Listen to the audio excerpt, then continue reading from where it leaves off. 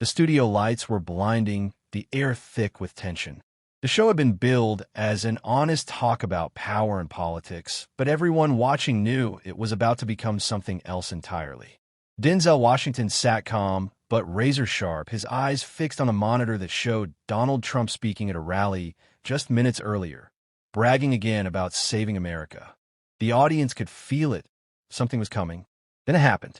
Denzel leaned forward, his tone steady yet lethal. "Old, white, Nepo baby," he said, each word cutting through the air like a blade.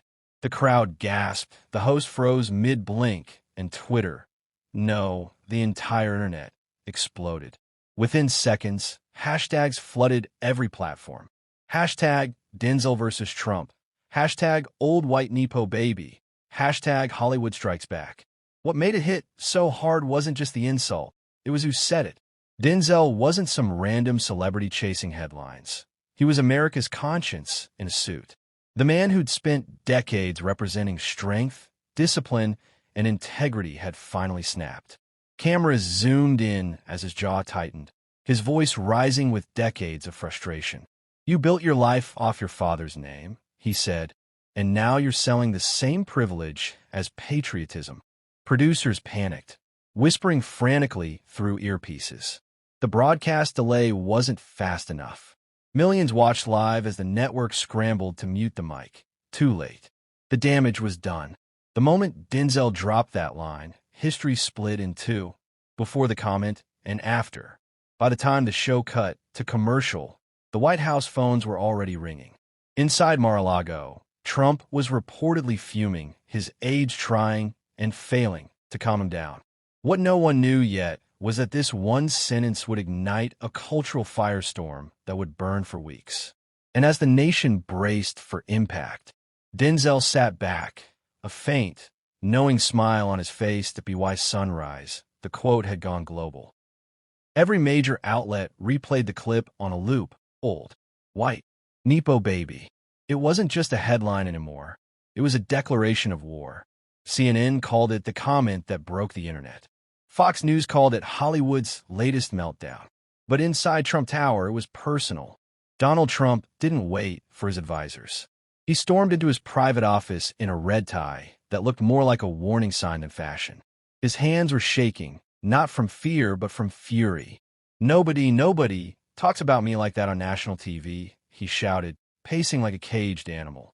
His team, familiar with the routine, said nothing. One aide muttered, "Sir, it's trending everywhere." Even Elon's posted about it. Trump slammed his hand on the desk. "Good. Let them talk. I'll give them something real to talk about." Within hours, a statement dropped from his official campaign account. Denzel Washington is just another overrated actor trying to stay relevant. He's jealous, bitter, and completely out of touch with real Americans. Essere. The media devoured it. Denzel hadn't responded yet, but that silence spoke louder than words. On The View, Whoopi Goldberg defended him. On Fox and Friends, pundits called him Hollywood's angry elitist. But beneath the noise, something deeper was brewing. For millions watching, Denzel's words had struck a nerve, not just about Trump, but about power itself. Outside Times Square, protesters gathered. Half held signs that read Denzel for truth. The other half screamed, "Respect the president." Helicopters hovered above, capturing the chaos. America wasn't just watching a celebrity feud. It was witnessing a cultural fracture wide enough to swallow the country whole. Meanwhile, in Los Angeles, Denzel finally broke his silence. His team prepared a live statement, and the world held its breath. By the time Denzel Washington appeared live that night, America was boiling. Every network had cleared airtime. The cheering read, "Denzel responds to Trump." The set was minimalist, dark background, sharp lights, one chair. He didn't need theatrics. His silence before speaking was louder than any rally Trump had ever hosted. "Let's get something straight," Denzel began, his voice calm, but carrying that familiar thunder beneath. "I didn't insult the man. I described a system. A system that rewards power, not purpose. Privilege, not principle." Instantly, social media fractured again. Half of America called him brave. The other half called him arrogant. But no one, absolutely no one, looked away. He continued, leaning in, voice steady and deliberate. I grew up watching men fight for every inch of respect they earned. Trump inherited it. He didn't build. He was handed. And when I see him call himself the voice of the people, that's when I speak up. Across the country, living rooms went silent. This wasn't just an actor talking. This was a man cutting through decades of political theater. Meanwhile, at Mar-a-Lago, Trump was pacing again. Advisors begged him not to respond live. Sir, the optics, one tried to say. Trump waved him off. Optics? I am the optics. Within minutes, he was on Truth Social, hammering out a furious post in all caps. Denzel Washington is a racist who hates success, jealous of greatness. Very sad. The White House press room was caught in the crossfire. Reporters demanded statements. Politicians scrambled to choose sides. Back on Denzel's set, the actor leaned back, almost prophetic. They'll try to twist my words, he said. They always do. But truth has a way of surviving the noise. As the feed cut to black, the host whispered, "We just witnessed history." And she was right, because from that moment forward, Denzel Washington wasn't just an actor anymore. He was a movement. The morning after Denzel's live broadcast, Washington, D.C. felt like a hornet's nest that had been kicked open. Every political strategist, journalist, and campaign operative was scrambling to understand what had just happened. Denzel's words weren't just trending, they were penetrating. Political podcasts, Sunday shows, even late-night comedians couldn't stop talking about it. The real shock wasn't that Denzel had challenged Trump. Plenty had before. It was how he did it. Not with cheap shots or partisan sound bites, but with precision, history, and conviction. He didn't sound like an entertainer dabbling in politics. He sounded like a man ready to rewrite the national script. At the White House, aides were split. Some wanted to ignore him, fearing that fueling the story would only magnify it. Others warned that silence would make Trump look weak, and weakness was something Trump never tolerated. By noon, he was back on the attack. Cameras captured him outside Mar-a-Lago, waving his hands and ranting to a friendly reporter. You've got this Hollywood guy. Makes movies, plays tough guys, but in real life, he's soft. Soft. He doesn't understand real Americans. I build jobs, he builds drama. The clip aired instantly. But what Trump didn't expect was the backlash. A video from a Detroit auto worker went viral hours later. A middle-aged man in a grease-stained shirt saying, "I've worked 20 years in this country." Denzel's right. People like us built this, not billionaires born into gold towers. Within 48 hours, hashtags like hashtag Denzel was right and hashtag Truth over Trump were everywhere. Inside the Beltway, Democratic strategists saw an opportunity. Quiet whispers began circulating. Could Denzel actually step into politics? The idea seemed absurd at first, until polls started showing something remarkable. When asked who they trusted more to speak truth to power, Denzel was tied with Trump. In Hollywood, powerful voices rallied behind him. Actors, directors, even retired athletes began speaking up.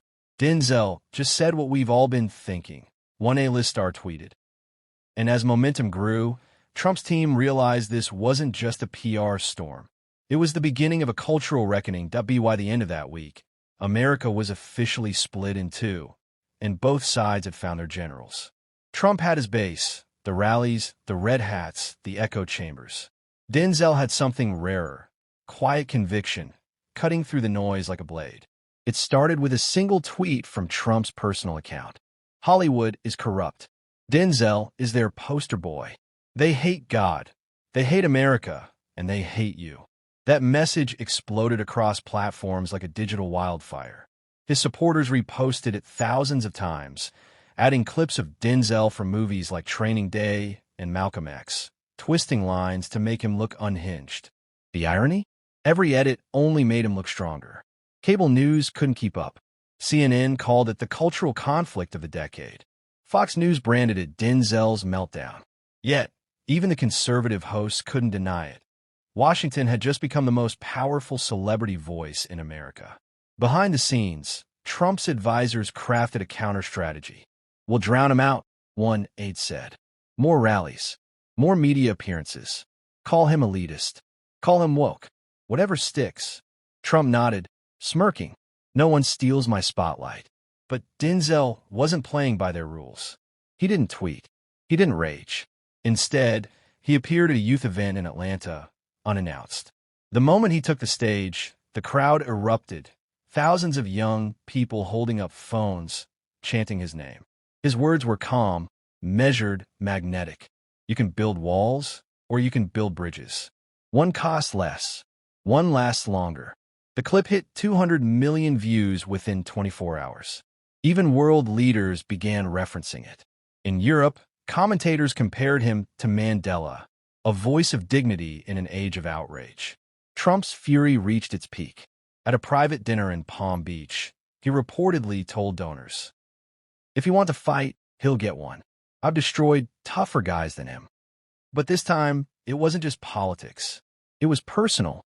The next morning, Trump's campaign released a video ad, a direct attack on Denzel, splicing his speeches with crime footage and flashing the words "dangerous radical." The backlash was immediate. Celebrities, athletes, even veterans spoke out against the smear. America wasn't just watching a feud anymore. It was choosing sides in a moral war. 3 days after Trump's attack ad aired, Denzel Washington did something no one expected. He didn't respond online. He didn't call a press conference. Instead, he booked a small auditorium in Chicago, the kind of place that smelled like real people, concrete floors, old chairs, and a quiet hum of anticipation. The event was titled simply, "One Voice." When he walked on stage, there were no teleprompters, no Hollywood flash. Just Denzel, a single microphone, and an audience that wanted truth, not theater.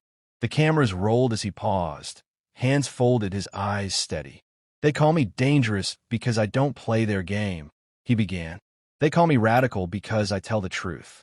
But the truth doesn't care who it embarrasses." The silence in the room was electric. You could hear the faint clicks of phones recording, the collective breath of a nation waiting. Then he went deeper, beyond the sound bites, beyond the headlines. This country isn't broken because of race or politics or who's in office. It's broken because we stopped listening. We stopped believing we could be better. The words spread like wildfire.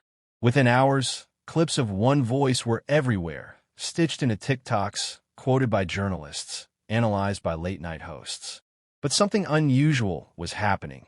Conservatives and liberals alike were sharing it. Even some Trump supporters admitted, quietly, that Denzel made sense. Behind closed doors, Trump was livid. "He's stealing my people," he snapped during a strategy meeting. "He's talking like a preacher, like he's the savior." One advisor dared to reply, "Sir, he's not running a campaign. He's building a cause." And that was the moment Trump understood the threat. Denzel wasn't a rival in politics. He was a rival in power. The next morning, a poll hit the airwaves. If Denzel Washington ran for president today, 41% of Americans say they would vote for him. It wasn't just a number, it was a warning. The kind of warning that reshapes history. As dawn broke over Los Angeles, Denzel's team woke to hundreds of messages. Civil rights groups, veterans, teachers, small business owners, all asking the same question. If not him, who? Denzel looked out his window, thoughtful, his reflection blending with the rising sun. He knew what came next. It happened quietly. No fireworks, no campaign music, no Hollywood glitz. On a gray Monday morning, Denzel Washington released a 2-minute video that would change the American political landscape forever. The clip opened with an aerial shot of Los Angeles, then cut to Denzel standing on a rooftop, the city stretching endlessly behind him. He looked straight into the camera, voice calm, controlled, yet carrying that unmistakable gravity that made every word feel like a verdict. "I've spent my life telling stories about courage, justice, and redemption. But now, I realize the real story is unfolding right here in our own backyard. I can't stay silent anymore. I'm running for president of the United States." The world stopped. The video ended without a slogan, without a party affiliation, just his name, white letters on a black screen. Denzel 2028. Within an hour, the internet imploded. News outlets scrambled for confirmation. His publicist's phone melted with calls. Twitter crashed under the weight of hashtag Denzel for president. CNN aired the clip on loop. Fox News labeled it Hollywood's political takeover. Meanwhile, in Mar-a-Lago, Trump's aides gathered around a TV in disbelief. Trump stood there, silent for a moment, then slammed his fist on the table. He thinks this is a movie. Fine. I'll show him how real politics gets. Behind the scenes, strategists from both parties panicked. Democrats feared he'd split their base. Republicans saw him as a media juggernaut who could rewrite every narrative. The White House press secretary tried to downplay it. But when reporters asked Biden's team for comment, the only response was a nervous laugh. By nightfall, Denzel's announcement had drawn 300 million views across platforms. Celebrities, pastors, and working-class Americans all echoed the same sentiment. Finally, someone who speaks like us, not at us. At a small diner in Georgia, an old veteran told a local reporter, "I've voted Republican all my life. But if Denzel's serious, I'm listening." For the first time in decades, America didn't feel divided by left or right. It felt divided by courage and fear. That night, Denzel sat in his study, alone, looking at a photo of his late mother. "You told me to stand for what's right," he whispered. "Let's see if I'm ready." Outside, reporters camped on a street. Helicopters hovered. The nation held its breath. The next morning, the storm hit. It wasn't a drizzle of tweets or a few TV appearances. It was a full-scale media assault, the kind only Donald Trump could orchestrate. Every network, every outlet, every social feed was drenched in his fury. At sunrise, Trump appeared outside Mar-a-Lago, surrounded by American flags and cheering supporters. The cameras rolled, the microphones leaned in. He smiled, that familiar mix of charm and menace, and spoke with the confidence of a man who'd never met a camera he didn't love. "So now we've got Hollywood running for president? Really? Denzel Washington, great actor, nice guy, but no clue about how to run a country. He reads scripts. I write history." The crowd roared. It was classic Trump: deflect, dominate, destroy. But this time, something was different. The laughter from his supporters sounded thinner, the applause shorter. Even the press, usually buzzing with his chaos, seemed to sense a shift. Hours later, he took to Truth Social. The post was pure Trump. "Denzel is fake. A Hollywood elitist who thinks he can play president. I've beaten crooks, media, and globalists. He's next." Within minutes, Denzel's supporters clapped back. Hashtag Hollywood Truth trended on X. Memes flooded the internet. One showing Denzel from Training Day captioned, "King Kong ain't got nothing on democracy." That night, Fox News aired a special segment titled The Actorversus. The real deal. Trump's allies filled the panel, mocking Denzel's candidacy as a movie stunt. But one conservative commentator broke ranks, shaking his head. Underestimating him would be a mistake. The man commands respect, and that's something Trump can't buy. Meanwhile, in Los Angeles, Denzel's team met in a small rented office. No marble floors, no gold letters, just coffee cups and conviction. His campaign manager, a young political strategist from Chicago, said it best. "He threw the first punch, but we've got something stronger, the truth." Denzel didn't respond that night. He didn't post, tweet, or rant. Instead, he filmed a short message for his next public appearance. Calm, sharp, lethal in simplicity. "You can insult me, you can mock me, but you can't ignore me." It dropped 24 hours later, and the internet broke again. Trump had met his match. It was billed as the most watched event in modern history. Trump versus Denzel, the showdown for America. 45 minutes before airtime, the debate hall in Atlanta was already roaring. Millions were tuned in worldwide. Two podiums stood under the blazing stage lights, one bearing the weight of political chaos, the other radiating calm defiance. Trump arrived first, his entourage in full spectacle mode. Cameras flashed, chants echoed. "USA, USA." He waved, smirked, and whispered to his campaign manager, "Watch how I crush him." Then Denzel entered. "No entourage, no teatrix. Just that steady, deliberate walk that made everyone in the room straighten their backs. The air shifted. Even the moderators felt it. When the cameras went live, the first question came sharp and simple. Mr. Washington, why do you think you're qualified to lead the nation? Denzel didn't blink.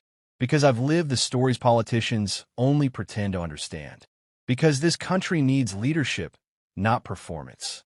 A murmur rippled through the crowd. Trump leaned into his mic, grinning. Oh, he's performing now, folks. This is all acting, great acting. Give him an Oscar. Laughter from the audience. Denzel didn't move. He waited 3 perfect seconds, then replied quietly, I've already got one. I'm here for something bigger. The room erupted. Gasps. Applause. Even the moderator had a pause. Online, the moment went nuclear. Within minutes, hashtags like hashtag #OscarLine and hashtag #DenzelOwnTrump trended globally. But Trump wasn't done. He went on offense, waving papers, interrupting, firing jabs about Hollywood elites and fake patriotism.